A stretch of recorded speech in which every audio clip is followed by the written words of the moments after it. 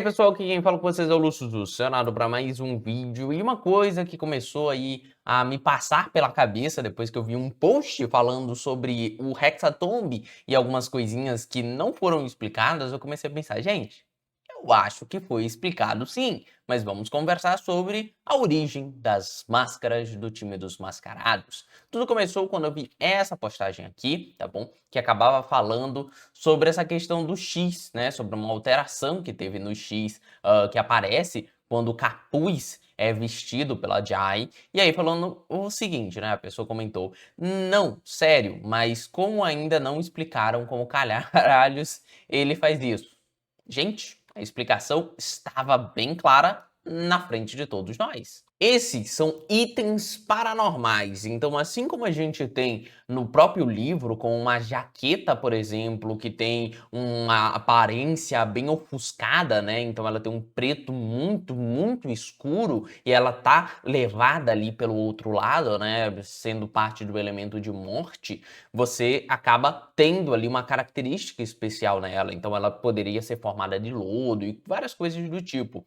E esse X em específico vem da questão dos poderes da intenção. E aí vocês falam, não, mas peraí, as intenções eles só ganham depois quando eles usam o sino, então não é agora. Na minha visão, fica bem claro quando a gente vê o Jor-El utilizando a máscara da Alice Lucina e sentindo e vendo o passado, tudo que aquela máscara já presenciou, as mortes e coisas do tipo, gerando nele as intenções malignas que a Alice tinha ao fazer as suas vítimas, né, como a mutiladora noturna, não, a caçadora de gente, né, e aquelas intenções, elas começaram a ficar impregnadas em sua máscara. Então a gente vê que o elemento de intenções, essa mistura do sangue e do conhecimento com uma união impossível, sempre esteve presente dentro da trama do que eram essas máscaras. Então elas eram memórias guardadas por esse artefato, por ter sido utilizada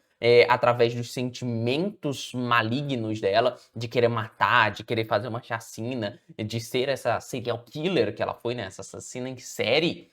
E isso acabou gerando essas propriedades paranormais. Então, do mesmo jeito que a Alice Lucina acaba fazendo isso com sua máscara, o Aguiar e todos os outros mascarados também fazem algo similar com a deles.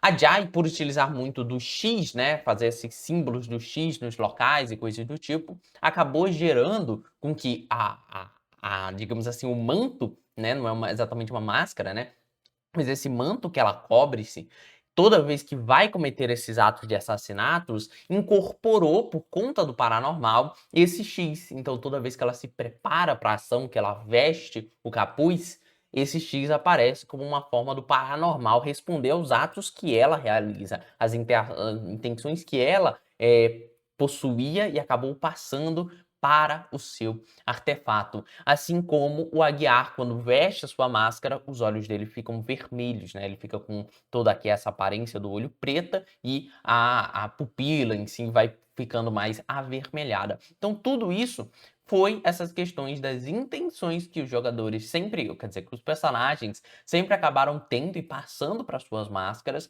conforme foram realizando esses assassinatos. Até mesmo quando a gente tem os mascarados no primeiro episódio ali de Hexatomb, do primeiro pro segundo, na verdade, ali conhecendo a Agatha, ela fala que esses eram os pertences deles, mas que eles estavam cheios de intenções macabras. Então todas as roupas, todos os artefatos que eles tinham utilizado durante o massacre acabaram ganhando essas intenções macabras, esses poderes. Então, é uma construção de um equipamento paranormal. Então, é assim que nascem os equipamentos paranormais, vamos dizer assim, através do uso, através de problemas paranormais que acabam surgindo nesse local, através do medo. Então, aqueles artefatos deles ganharam medo das suas vítimas e aí sim o próprio elemento do medo, que não é necessariamente medo, lembrem exatamente disso, né? O medo não. A gente chama ele de medo, a gente chama tal elemento de conhecimento, de sangue, mas eles não são isso, eles se parecem com isso, eles buscam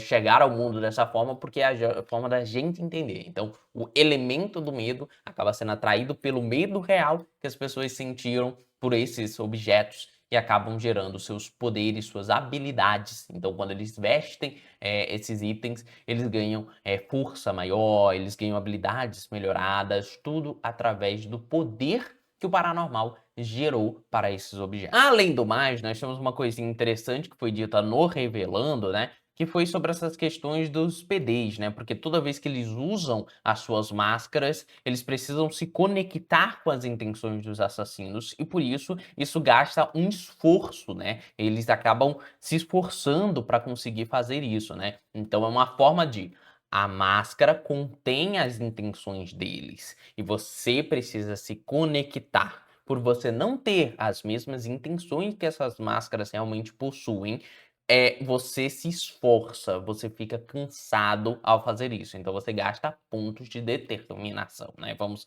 falar dessa forma.